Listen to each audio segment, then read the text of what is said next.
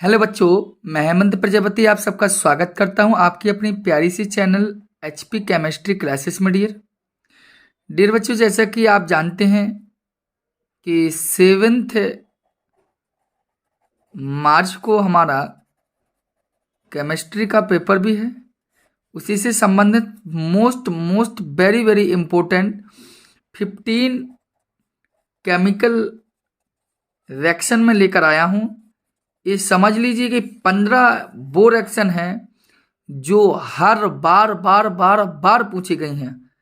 यदि आप इन 15 रिएक्शनों को आप अच्छे से करेंगे तो आपको किसी भी प्रकार की समस्या नहीं होगी।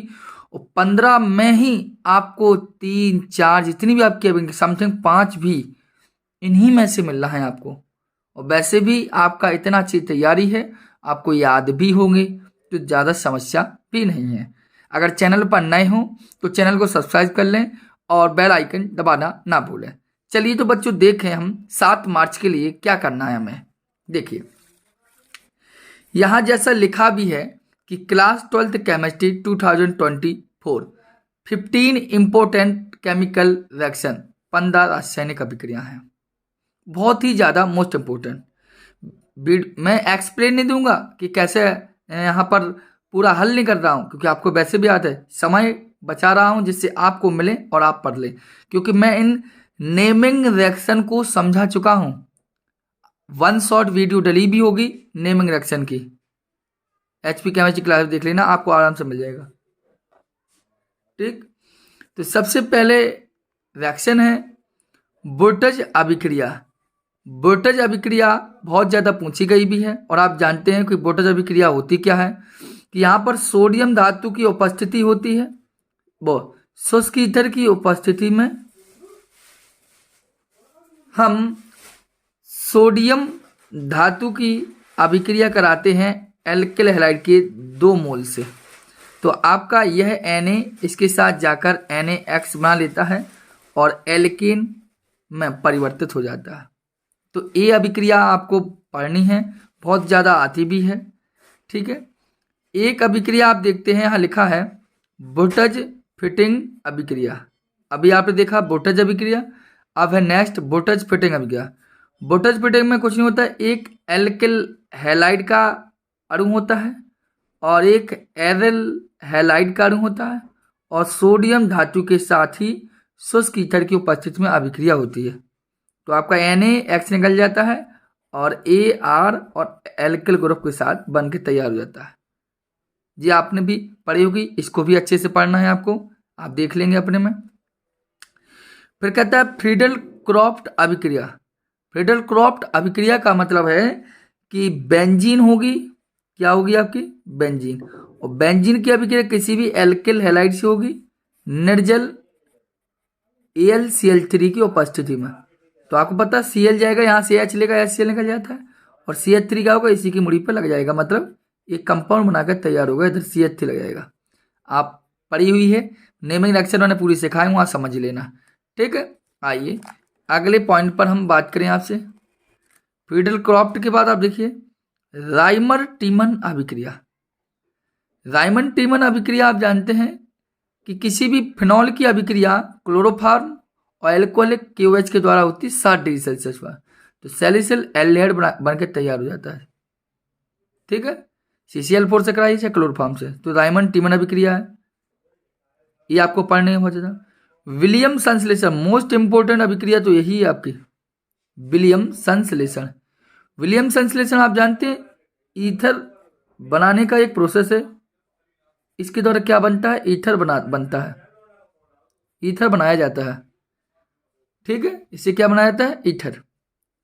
ईथर कैसे बनाता है कि जब एल्किल, ऐसा मान लीजिए जब एल्किल हैलाइड की अभिक्रिया लिख लिया हमने, सोडियम एल्कोक्साइड से कराते हैं तो ईथर बन जाए, जिससे Na और AX अलग हो जाता है और ये Ar बचा और ये O बचा और ये R बचा, तो ईथर बन जाए। सोडियम एल्कोक्साइड की अभिक्रिया किसी एल्किल हैलाइड से कराते हैं तो वो विलियम संश्लेषण कहलाती है। ठीक है, अब आइए कोल्बे सिमेट अभिक्रिया, मोस्ट इंपोर्टेंट, इसको भी मान लेकर चलिए आप। कोल्बे सिमेट सोडियम या पोटेशियम फेनॉक्साइड की अभिक्रिया CO2 के साथ कराते हैं तो सोडियम सैलिसिलेट और किसी अम्ल से करा दें तब आपका कंप्लीट होता है। तो ये कोलविज सीमेंट अभिक्रिया भी आपकी मोस्ट इंपोर्टेंट है, इसको भी आप पढ़ लेंगे, फिनॉल वाई टॉपिक में होगी। कैनिजारो अभिक्रिया की बात करें तो कैनिजारो अभिक्रिया आप जानते हैं कि कैनिजारो अभिक्रिया केवल एल्डिहाइड देते हैं, केवल क्या देते हैं, एल्डिहाइड देते हैं, और केवल वही एल्डिहाइड देते हैं जिसमें अल्फा हाइड्रोजन अनुपस्थित होता है, नहीं हो, जैसे SCH हुआ वो देता है, CCH5CH हुआ ये भी देता है, तो ये कैनिजारो अभिक्रिया देता है। अगली अभिक्रिया आप देखते हैं, लिखिए सीमेंट अभिक्रिया, हाई स्कूल लेवल से भी आपने इसको पढ़ी है। क्या होती है सीमेंट अभिक्रिया में, कि सांद्र H2SO4 की उपस्थिति में हाइड्रोजोइक अम्ल N3H किससे क्रिया करता है, किसी भी अम्ल से। चलिए RCOOH ले लिया, तो आपको पता है COO से CO2 अलग हो जाता है, N3 से N2 हो जाता है अलग, और बचा R और NH2, मतलब इसमें एमीन बनता है। मैं आपको पहले सिखा चुका हूं, केवल इंपॉर्टेंट फैक्ट बताने का प्रयास में। अब आप देखिए अगली एक कार्बेल एमीन अभिक्रिया। कार्बेल एमीन अभिक्रिया है आपके आइसोसाइनाइड बनाती है। क्या बनाती है, आइसोसाइनाइड, कि जब एमीन की अभिक्रिया, प्राथमिक एमीन की क्लोरोफॉर्म से अभिक्रिया कराई जाए और एल्कोहलिक KOH या एल्कोहलिक NOH से, तब आइसोसाइनाइड प्राप्त होते हैं। ठीक है, आइए अगली अभिक्रिया कहती है हाफमैन ब्रोमाइड अभिक्रिया। हाफमैन ब्रोमाइड अभिक्रिया की बात करें तो हाफमैन ब्रोमाइड अभिक्रिया भी आपके लिए बहुत इंपॉर्टेंट है। यह एमीन बना लेती है। एमीन बनाने का एक प्रयोगशाला विधि है कि जब एमाइड की अभिक्रिया ब्रोमीन और कास्टिक पोटाश के साथ होती है तो एमीन प्राप्त होते हैं। इसके लिए हेलोफॉर्म अभिक्रिया, हेलोफॉर्म अभिक्रिया में जैसे क्लोरोफॉर्म, ब्रोमोफॉर्म, आइडोफॉर्म ये बनते तो हेलोफॉर्म है। और हेलोफॉर्म अभिक्रिया वही देती है जिनके पास COCH3 समूह पाया जाता है। ठीक है, इसको भी आपने पढ़ा हुआ है। चलिए कुछ रिएक्शन और है तो उनको भी हम देखें अभी। ठीक है बच्चों, अगली अभिक्रिया कहता है टोलेन अभिकर्म। इंपॉर्टेंट यह भी है आपकी कि टोलेन अभिकर्म क्या है। ठीक है, एल्डिहाइड कीटोन बना देता है। और एल्डोल संघनन क्या है, और एक अभिक्रिया है डाई एजोटीकरण और रोजनमोंड अपचयन। इन 4 को और पढ़ना है।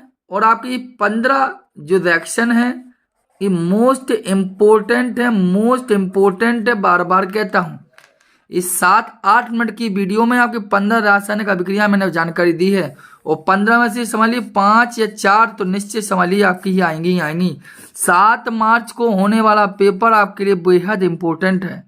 70 में 70 भी आएंगे आपके, अभी देखते चलिए कुछ दिनों के अंतराल में, कुछ दिनों के अंतराल में, मतलब 1-2 दिन के अंतराल में अभी अंकित प्रश्न आपको 20 मिलेंगे।